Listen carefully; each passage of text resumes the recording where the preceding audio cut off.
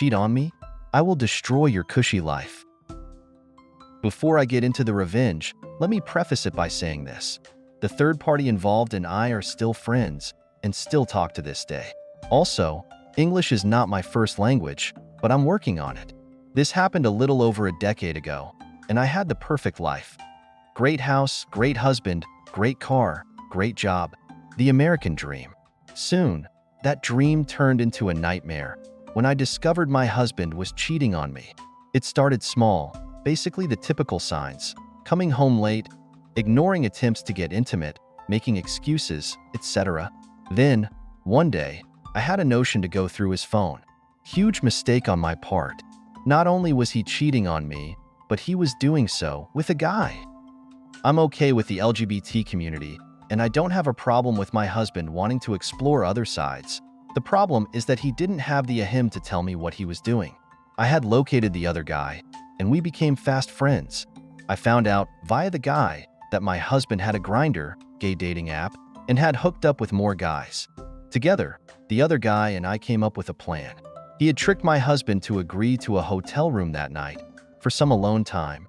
In the process, he had gathered some very incriminating evidence of my husband's, what's the word for not being faithful? And thanks to my father, I had a prenup that terminated marriage of said lack of faithfulness had evidence.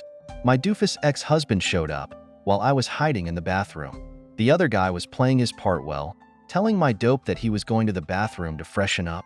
That's when I came out with the evidence and the prenup, the section highlighted in the contract. I told him I was getting everything, and he was done for. He bolted. The fallout. When I took him to court for the divorce hearings, I had requested that I got the house and his car, since it was in my name. Thanks to Daddy Dearest, I was the primary breadwinner of our family, so I got what I wanted and got to keep my assets. He lost everything but his crappy Nissan and his clothes. He had tried going back to the other guy, now my good friend, but that didn't work. In the end, my ex had to move back in with his parents, and I think he's working at Target, last I heard. I don't care. Hell hath no fury like a Latina scorned. Don't lie about me to my boss. This happened around 2001 when I worked for a computer company that decided to start offering web hosting. Since the project was one of the top initiatives of our CEO, he took a very keen interest in how his pet project was going and was very responsive when anyone emailed him about any and all difficulties. While that's usually a good thing to do for customer service, it's often not so great for the poor sales guy that gets that one customer that has issues with everything. So on to the story. I was working in my cube farm when I got a call from a cheery young lady looking to propel her boss company into the information age and was looking to see what we could do to help her out. Me. CG, cheerful girl, for now. Hi, this is Jitho K. How can I help you? CG, I need web hosting for my company's website and I'm not sure where to begin. You've come to the right place. Let's see what we can do to help. So that's probably not the exact wording, but I do always try to be helpful to my customers, so that's the general gist of the start of the conversation. We went on to talk about our facility, how things work, the pricing, and a lot of other short for QAnon and A. In all, it took about 30 to 45 minutes to get everything sorted out and make her a happy camper when we ended the call. This is called foreshadowing. She said she needed to make a couple more calls and then give everything to her boss, but I should hear from her in a day or so. Fast forward a couple of days and I hadn't heard from her, so I figured I'd give her a call and find out if she was ready to go. I actually got her on the first call, rare for sales, and at that point, we'll just call her PG for Pissy Girl because nothing that came out of her mouth during this conversation was nearly as pleasant as our initial call. At first, I thought I'd actually gotten her evil twin, but then came to the conclusion that this was in fact the same person, just on a different frequency. Apparently, after calling us, she called a competitor who proceeded to tell her all sorts of fictitious information which she spewed upon me. PG, I spoke to your competitor and he told me a ton of lies. I don't remember what all she said, but I think he got our name right. Other than that, it was pretty much all false. PG, he said you'd try to say that, but I know better. I guess his lies were prettier than my truth? No idea. I have a very pleasant phone voice. I guess his was just better. I'm sorry you feel that way, but I'd be happy to go over everything and make sure you have a clear picture of what you're getting from both companies and clear up any misunderstandings if I can. PG. If there's anything we can do for you, please let me know. PG. About 10 minutes later, I get an email in my box from the Harridan that I had been copied on. I also realized that it was directed to my CEO, who I was certain was going to read it. It contained a litany of my sins, my shortfalls, my lack of ability to tell the truth, and quite possibly my severe lack of hygiene, none of which was true, especially the stinky part. I didn't realize how fast our CEO would read that, but by the time I was through reading this sternly worded missive, my manager was popping out of his cubbyhole like he'd been shot from a gun. He got an email, my director got one, and both of them wanted to know what the hell I was doing. Fortunately, I had a great rep on the floor and a couple of awards for being a customer advocate, so I wasn't hoisted up on a stake to serve as an example for the rest of the staff. It did, however, take a bit of telling the tale and swearing on an unopened copy of Microsoft Windows to convince them that I wasn't even half as horrible as I was portrayed in this work of fiction. Now the revenge part. Upon arriving to work that morning, I got a lovely piece of spam in my mailbox. All I had to do to get all of the loveliest, filthiest, hardcore porn delivered to me daily was just give them my email address. Since this was before the Canned Spam Act, there wasn't any of that pesky validation thing, so with just a couple of clicks of a mouse, I made sure she was fully informed on every variation of every sexual position and fetish anyone could send her, for free even. What a bargain. Not only had she emailed me from her corporate address, she even copied her home email so she could keep a copy of the dressing down she gave me, presumably, so she could cheer herself up by reading it when she couldn't find anybody in the office to have fired. Not wanting her to miss out on her education into the ways of the world if she wasn't at work, I added that address too. I'm not exactly what transpired at that point, but knowing the Wild West of porn spam at that time, I always rest assured that her email boxes were defiled and then defiled some more, because once they had an address, even an act of God wouldn't get you off of it. You cheat with the guy I hate the most. I can play that too. So I want to use my wife's phone, and she had Facebook open, and she was speaking to this piece of crap that I used to be good friends with. Little background on the guy. He wasn't from the old neighborhood, so we became friends over basketball, and I would protect him from troubles, but as years go by I notice he's into girls younger than him, so I can't be friends or associated with that. We get into a fight. He had to get his jaw wired shut. No more about him. So my ex-wife was talking to him, and she being somewhat naive, she didn't know he was flirting with her. He said they should meet one day over coffee on Wednesday, and she agreed. At this time, she and I were through a rough patch.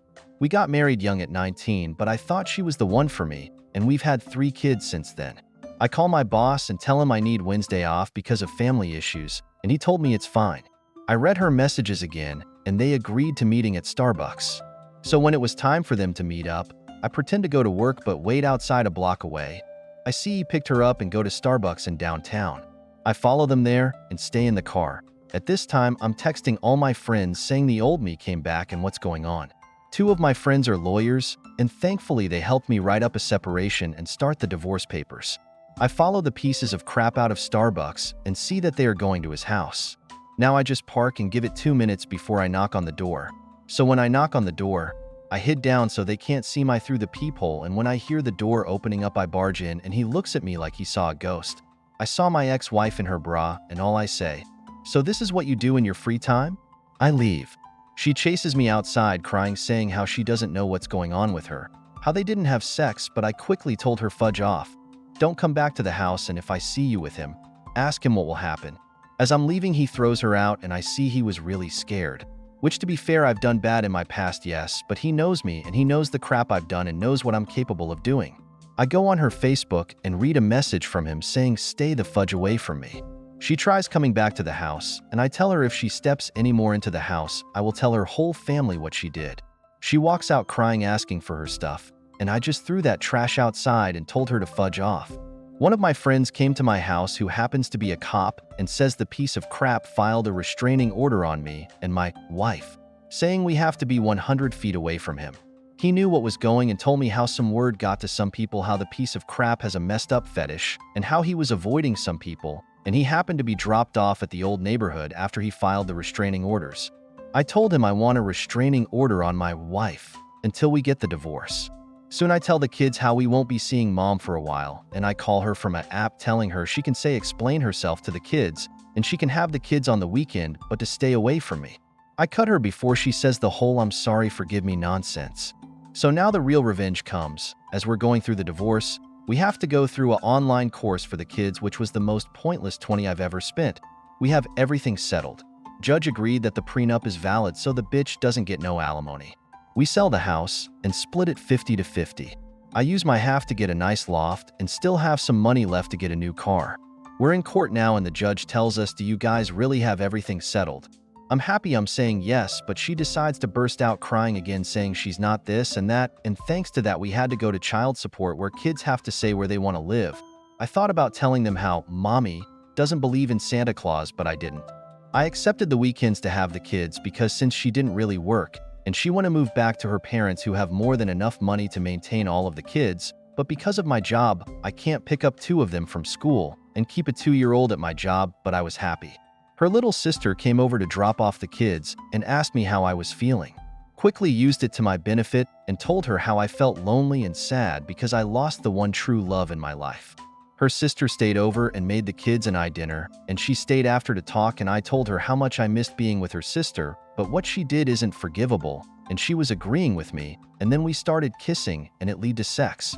I started working out and get into better shape and maintain a bit of a relationship with her sister until I FaceTimed her one day and my ex-wife was around and she heard my voice, and all I heard was them two arguing how she betrayed her and how my ex apparently told her to see if there was any chance to get back together. I forgave my ex-wife, to be honest, but I didn't want to talk to her or see her. Now her cousins took turns bringing the kids over, and then I did the sob story to her cousins, and one of them I started to be FWB with them. Then my ex-wife came over once, but I told her to stay outside and she's not allowed inside. She tried saying how she's been to therapy and how she's a new person and just wanted a chance. I forgave her, but she started to make me mad because I was just done with her. I accidentally blurted how I slept with her cousin, and she started to cry and I left her outside to cry. Now I've moved on. I'm FWB with 2 girls who I'd date any one of them. I'm still young, only 29. My ex-wife had gotten in bad shape while I'm going to the gym and working on myself constantly.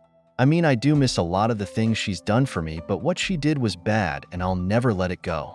TLDR, wife cheated. I divorced her, slept with her sister and her cousin, and now got better in life. Got the kids the weekends, which was what I wanted, and got away without paying alimony and little child support. The cheating girlfriend. 2006 or so, my 2 friends Dave and John are roommates. Names changed. John was seeing this really attractive girl, and she would hang out at his place quite often. On weekends, John's girlfriend would want to sleep with another guy, her ex-boyfriend, and so she would break up with him on Friday and get back together with John on Monday. To top it off, she would refuse to sleep with John. Now John was inexperienced at romance, so he meekly went along with it. Dave, however, absolutely hated seeing his friend get hurt week in and week out, so Dave devised a plan. Dave was a fantastic baker. Pies, cakes, brownies, cookies, lemon bars, etc. He could seriously make great money selling his goods, but lacks the motivation. Once motivated, Dave is a force to be reckoned with. So Dave decides that it is time to bake again. He makes cookies, pies, cakes, lemon bars, etc., but this time in 2 batches, one regular and one with 4 times the butter required. The brownies have fudge frosting, all homemade. The lemon bars have extra lemon zest in them, beside the lemon filling. The cakes were tiered with buttercream frosting. Now all of his guy friends ate from the normal dishes, while John's girl was always brought pieces from the special batch.